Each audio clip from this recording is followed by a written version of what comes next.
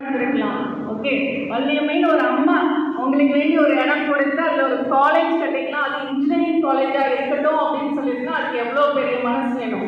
So இதுக்கெல்லாம் நீங்கள் கிராட்டிடியூடாக இருங்க. நம்ம வர வர யாருக்கும் நம்ம நன்றியாக இருக்கணும் அதெல்லாம் இது பண்ணுறதே இல்லை, அப்படியே அப் டு டேட் அப்பப்போ டைமுக்கு பாஸ் பண்ணிட்டு போயிடும். ஸோ இதெல்லாம் திங்க் பண்ணுங்க, அப்போ உங்களுக்கு தெரியும் ஓகே இந்த மாதிரி ஒரு இடத்துல வந்துருக்கும். சென்னையில் போய் நீங்கள் ஒரு காலேஜ் சேர்ந்தீங்க அப்படின்னா காலேஜ் பில்டிங்ஸ் தான் இருக்கும், நீங்கள் ஒரு மரம் கூட பார்க்க முடியாது. ஒரு 4 மரம் இருந்ததுன்னா அது ஒரு கிளாஸ் ரூமாக கன்வெர்ட் பண்ணிடுவாங்க, அடுத்த வருஷம் அங்கே அட்மிஷன்ஸ் போட்டுடுவாங்க. ஸோ இது இவ்வளோ உள்ளே வரும்போதே அவ்வளோ மரம் செடி கூட இருக்கு. ஸோ இந்த என்வாயன்மெண்ட்ல இருக்கோம் அப்படின்னா இதை வந்து யூஸ் பண்ணிக்க முடியும் அப்படின்னு பாருங்க. ஸோ நிறைய தடவை இங்கே வரணும்னு சொல்லிட்டு டிலே ஆகிட்டே போயிடுச்சு.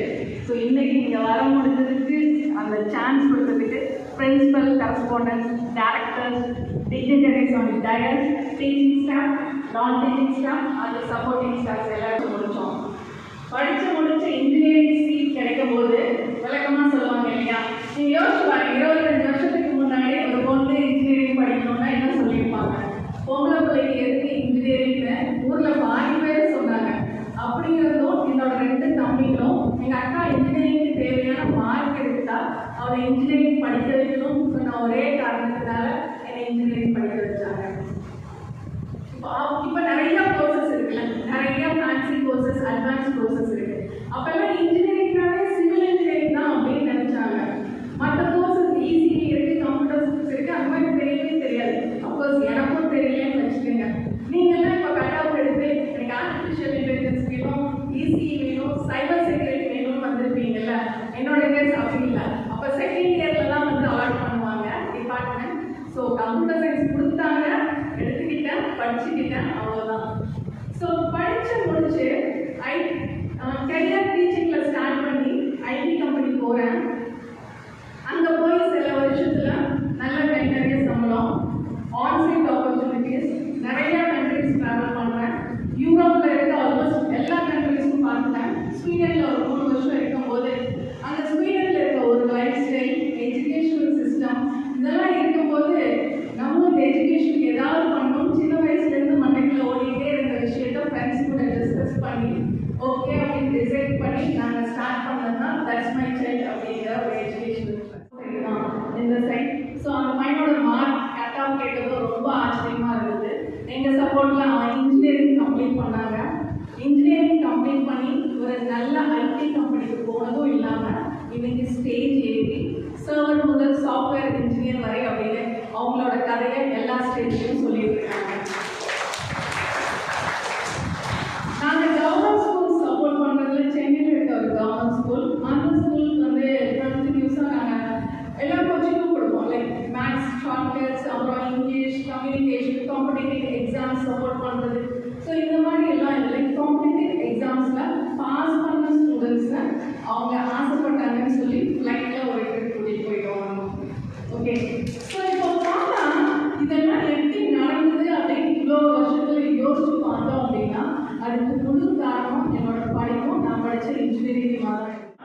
அந்த ஆண்டு 1997ஆம் ஆண்டு ஜனவரி 1 நாள் பெரும்பாலும் அந்த ஊடகங்களில் என்ன செய்கிறார்கள், புத்தாண்டு நிகழ்ச்சி என்றால் சினிமா நட்சத்திரங்களை தான் அழைத்து கொண்டாடுகிறார்கள். சினிமா, இளைஞர்கள் என்றால் கிரிக்கெட், கார், பெண்கள் என்றால் அவர்களுக்கு பிடித்த நிறைய விஷயங்கள் இருக்கின்றன. அதிக நேரம் நாம் அதை செலவிடுகிறோம். அதனால எனக்குள்ளே இருந்த உள்ளே இருந்த ஒரு நிச்சயமாக அப்துல் கலாம் ஐயாவை இந்த புத்தாண்டு நிகழ்ச்சியிலே வாழ்த்து சொல்ல அழைக்கப்பட்டது. அதற்காக 2 ஆண்டுகள் மாதந்தோறும் அவருடைய உதவியாளர்கள் பேசுவார். உண்மையாக கனிவாக பேசுவார் அவருடைய உதவியாளர். ஏனென்றால் அப்துல் கலாம் அவர்களை பற்றி நிச்சயமாக இளைஞர்கள் நீங்கள் எல்லாரும் வெளிப்படுத்துகின்றன. அப்துல் கலாமிடம் பிடித்த விஷயம் என்ன? உங்களுக்காக ஒரு பரிசு புத்தகம் இருக்கிறது.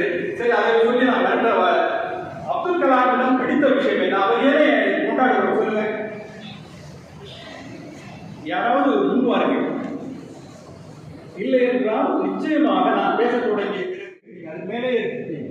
ஆனாலும் கூட கேட்கிறதா, ஏன்னா நான் அந்த தலைமுறையை சேர்ந்தவர். வானொலியில் என்றாலும் கூட நடிகர் திலகம், சிவாஜி கணேசன் போன்றவர்கள் மேடையில் ஏறிய பொழுது மைக் இல்லாமலேயே பேசுவார்கள் என்று சொல்வார்கள். ஒரு 14 கிலோமீட்டர் அந்த மலை உச்சியில் இருந்து பேசுகிறது. அப்படி பேச பழகியவர்கள் தான் நான். நண்பர்களே, அப்துல் கலாம் ஏதாவது சொன்னீங்கன்னா ரொம்ப சிறப்பாக இருக்கும் நான் நினைக்கிறேன். உங்களுக்கு பிடிச்ச விஷயம் இருந்தா சொல்லுங்க. உணர்ந்த நேரம் ஆந்திராவில் இருந்து ஒரு குழந்தை அது முட்டை போட்டிருக்கு. அந்த குழந்தை திருப்பதிக்கு வந்தது. அப்துல் கலாம் பார்க்கணும் கிடைத்தது. அதுல இருந்து அவர் போன் மேல இருந்தது. பேட்டி எடுத்தாரு. ஒரு 6-7 வயது இருக்கும். அந்த குழந்தையை இருக்கிறார். ஒன்றுமில்லை, அவரும் உங்களை போன்ற பொறிஞர் தான். அவரும் ஒரு பொறியியலாளர் தான். என்ன அவரை மற்றவர்களிடமிருந்து வேறுபடுத்தியது? அவர் அந்த துறையே காட்டிய ஆர்வம். மொழி மீது மிக மிக மிக பற்றுள்ளவர். ஆற்றல் மிக்க கவிஞர், எழுத்தாளர். ஆங்கிலத்திலும் சரி, அழகு தமிழிலும் சரி. அவர் கையெழுத்து கொள்கிற பொழுது அவர் ஃபக்கீர் ஜெயுலாவுதீன் அப்துல் கலாம் ஆபேஜே அப்துல் கலாம் தான் கையெழுத்து கொள்வார். சரி, ஏன் பொறியியலாளருக்கு மொழி அவசியமா? அவசியம் என்று நான் நினைக்கிறேன். இப்ப சாஃப்ட் ஸ்கில் என்று ஆங்கிலத்தில் சொன்னால் அது உங்களுக்கு பெருமையாக இருக்கிறது. ஆனால் மொழி ஆளுகை மிக மிக அவசியம். உங்கள்